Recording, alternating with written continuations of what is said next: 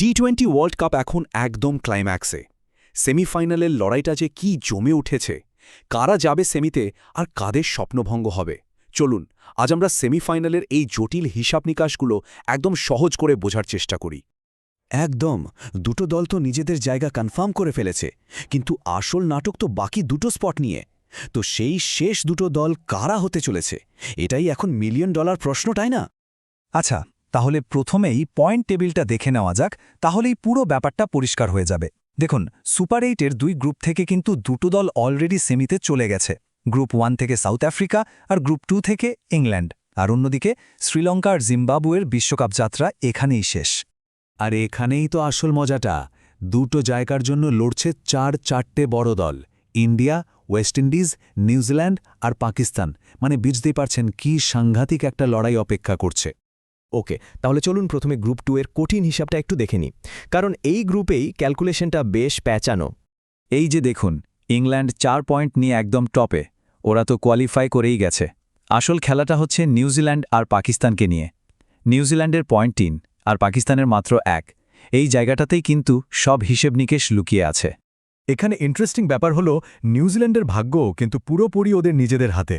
ইংল্যান্ডের সাথে জিতলে তো সোজা সেমিতে, এমনকি যদি ম্যাচটা বৃষ্টিতে ধুয়েও যায় তাহলেও ওরা চলে যাবে।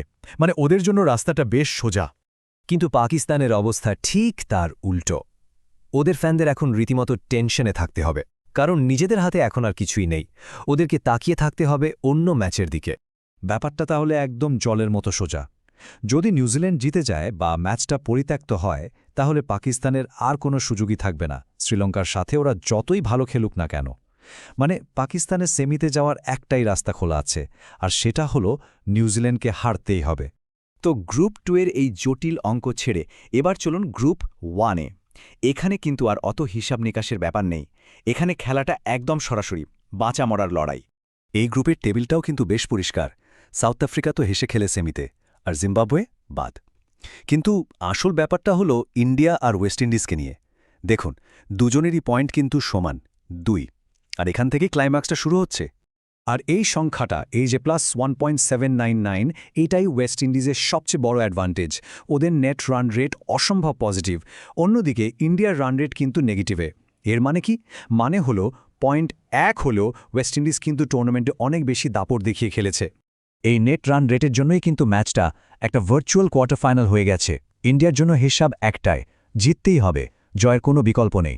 কিন্তু ওয়েস্ট ইন্ডিজের জন্য ব্যাপারটা অনেক সহজ, ওরা জিতলে তো যাবেই, এমনকি ম্যাচটা যদি নাও হয়, পরিত্যক্ত হয়ে যায়, তাহলেও কিন্তু সেমিফাইনাল ওদের।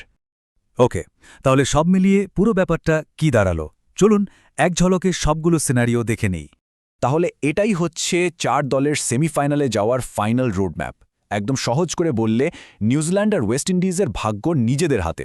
পাকিস্তানের ভাগ্য ঝুলে আছে নিউজিল্যান্ডের হারের ওপর, আর ইন্ডিয়ার জন্য একটাই রাস্তা, মাস্ট উইন গেম, ওয়েস্ট ইন্ডিজকে হারাতেই হবে। তো বুঝতেই পারছেন, সমীকরণগুলো যেমন জটিল, তেমনই উত্তেজনা কিন্তু তুঙ্গে। স্নায়ুর এক চরম পরীক্ষা হতে চলেছে। এখন শুধু দেখার অপেক্ষা, এই রুদ্ধশ্বাস লড়াইয়ের পর শেষ হাসিটা হাসে কোন দুটো দল। ভাবনার বিষয়, তাই না?